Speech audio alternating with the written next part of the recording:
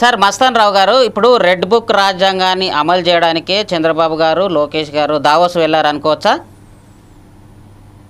Sir ఇప్పుడు మనము ఒక ఆర్గ్యుమెంట్ అనేది ఖచ్చితంగా చేస్తే ఏంటంటే, చంద్రబాబు నాయుడు గారు కానీ కూటమిలోని పార్టీలు కానీ ఎన్నికల సందర్భంగా ప్రజలకు ఇచ్చిన వాగ్దానాలు ఏంటి, వాటిని ఇప్పుడు అమలు చేయటంలో వాళ్ళు ఏ విధమైన నిర్లక్ష్యం ప్రదర్శిస్తున్నారు అనే దాని గురించి మాట్లాడుకోవచ్చు. ఎందుకంటే ఇప్పుడు మనం వెంకటేశ్వర రెడ్డి గారి లాగో ఇంకోట్లాగో నేను టచ్ చేయను. ఎందుకంటే అధికారంలోకి వచ్చేటప్పుడు అన్ని చెప్తారు. ఎందుకంటే జగన్మోహన్ రెడ్డి గారైనా ఇంకొకళ్ళైనా ఆయన సిపిఎస్ రద్దు చేస్తారని, మద్యపాన నిషేధం చేస్తారని, ప్రతి జాబ్ క్యాలెండర్ ఇస్తారని, డిఎస్సి మెగా డిఎస్సి పెడతానని అన్నారు.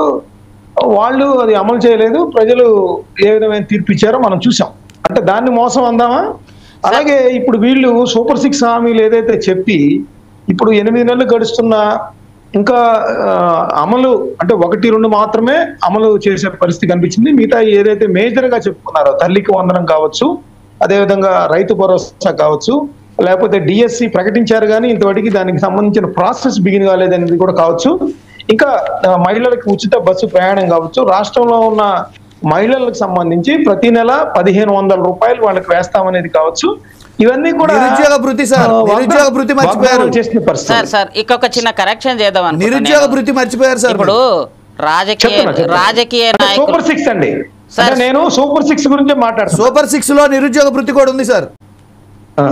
ఒక నిమిషం. సూపర్ 6 లో నిరుద్యోగ భృతి కూడా ఉంది. 20 లక్షల ఉద్యోగాలు వచ్చేంత వరకు నిరుద్యోగ భృతి. 8 నెలలు ఇప్పుడు బాకీ ఉన్నాడు. 3000 రూపాయలు ప్రతి వ్యక్తికి. 3000 రూపాయలు. మస్తాన్ రావు గారు ఒక మాట అంటే మీకు గుర్తు చేస్తున్నాను. 20 లక్షల మందికి అవకాశాలు, ఉపాధి అవకాశాలు, నెలకి 3000 నిరుద్యోగ వృత్తి, స్కూల్కి వెళ్లే ప్రతి విద్యార్థికి 15,000, ప్రతి రైతుకు ఏటా 20,000, ప్రతి ఇంటికి ఉచితంగా 3 సిలిండర్లు, ప్రతి మహిళకు 1500, మహిళలకు ఉచిత బస్సు ప్రయాణం. వీటికి సంబంధించి సూపర్ 6 అంటారు.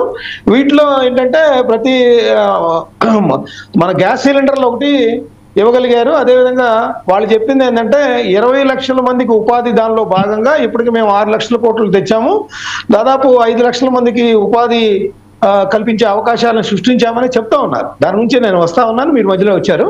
సార్ రాములు గారు మీరు చెప్తున్నారు సార్ ఏదో.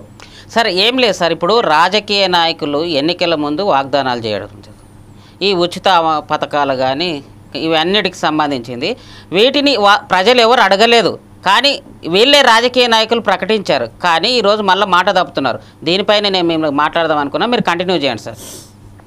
సార్ ఇప్పుడు మన ఆర్థిక పరిస్థితి ఏ విధంగా ఉంది ఏంటి అనేది కూటమి ప్రభుత్వం ఎన్నికల ప్రచారం సందర్భంగా చెప్పింది. వాళ్ళ కోణం ఏంటి, మీరు కేవలం సంక్షేమ పథకాలు మాత్రమే అమలు చేస్తా ఉన్నారు, అది కూడా ఆ సంక్షేమ పథకాలు కూడా ఆదాయం ద్వారా కాదు, ఎక్కడ లేని అప్పులని తీసుకురావటం, లేదా కేంద్ర ప్రభుత్వం సంబంధించి పథకాలు వస్తే ఆ నిధులను దారి మళ్లించడం, లేదా ఉద్యోగస్తుల నిధులను దారి మళ్లించడం, పిఎఫ్ నిధులు దారి మళ్లించడం, యూనివర్సిటీ నిధులు దారి మళ్లించడం, సర్పంచ్ సంబంధించి గ్రామ స్వరాజ్యం తెస్తామని వాళ్ళ డబ్బులన్నీ తీసుకొచ్చి ఈ పథకాలకు పెట్టడం, ఇది కేవలం అంటే ప్రతి ఇంట్లో ఉన్న పేదవాళ్ళు కూడా ఎక్కడికి ఏమీ వెళ్లకుండా వాళ్ళకి వివిధ పథకాల ద్వారా 2,73,000 కోట్లు డైరెక్ట్ గా అవినీతికి తావు లేకుండా వేసామన్నారు. అయితే ప్రజలు మరి ఎందుకు తీర్పిచ్చారు?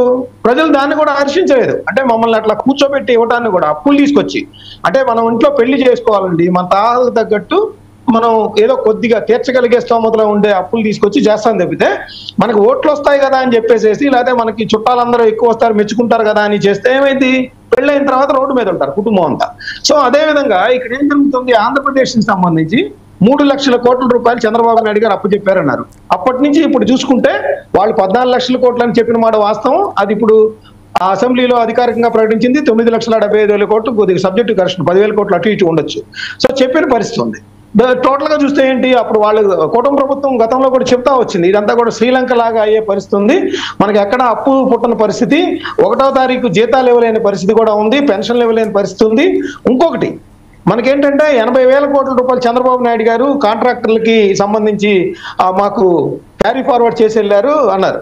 వాటికి సంబంధించి కాంట్రాక్టర్లు ఎవరు ముందుకు రావట్లేదు, కనీసం రోడ్డు మీద గోతుల్లో మట్టి పూరవడానికి కూడా ఎవరు రాలేని పరిస్థితి ఉంది. ఎందుకంటే మనం అసెంబ్లీలో చూసాం, ఆయన విష్ణుకుమార్ రాజు గారు ఆయన స్వయంగా కాంట్రాక్టర్ అంట, ఆయన ఎప్పుడో 8 ఏళ్ల క్రితం పనులు చేసినా కూడా జగన్మోహన్ రెడ్డి గారు తర్వాత జగన్మోహన్ రెడ్డి గారి కాలంలో చేసినా కూడా 34 కోట్ల రూపాయలు ఆయన రాలా. అంటే ఆయన పలుకుబడి ఉన్న వ్యక్తి అయినా రాలేదు, మామూలు వ్యక్తులైనా రాలేదు, చిన్న కాంట్రాక్టర్లైనా రాలేదు. అంటే కాంట్రాక్టర్లు కూడా భాగమే. మస్తానరావు గారు వీటన్నిటితో పాటు ఒక ఎనలిస్ట్ గా వచ్చారు మీరు. మస్తానరావు గారు ఒక ఎనలిస్ట్ గా వచ్చారు మీరు. వీటన్నిటితో పాటు ఇప్పుడు ఈ 7 నెలల్లో చేసిన 1,00,000 కోట్ల ఒక మాట నన్ను క్వశ్చన్ చేయనివ్వండి. ఈ కాదు మేము ప్రశ్నించడానికే ఉన్నాం, ప్రతిపక్షంలో ప్రశ్నించడానికే ఉన్నాం. ఈ 7 నెలల్లో 1,00,000 కోట్ల అప్పు గురించి చెప్పండి. ఈ 7 నెలల్లో 1,00,000 కోట్ల అప్పు గురించి చెప్పండి.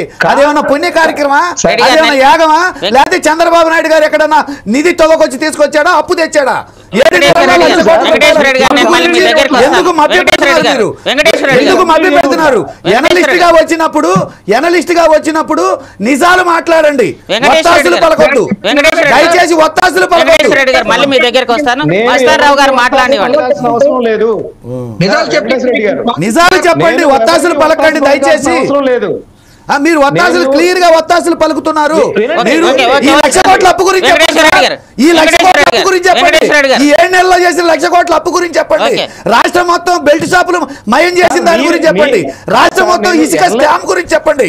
రాష్ట్రం మొత్తం మద్యం స్కామ్ గురించి చెప్పండి. ఈ స్కాములన్నింటినీ మీరు మర్చిపోయారా, లేకపోతే జరగట్లేదన్నారా? ఆడబిడ్డల మాన ప్రాణాలు పోలేదంటారా? ఈ అరాచకం రెడ్ బుక్ రాజ్యాంగం అరాచకం జరగట్లేదంటారా? వెంకటేశ్వర రెడ్డి గారు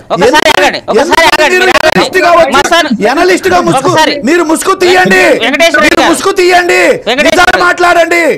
మీరు ముసుగు తీసి నిజాలు మాట్లాడండి.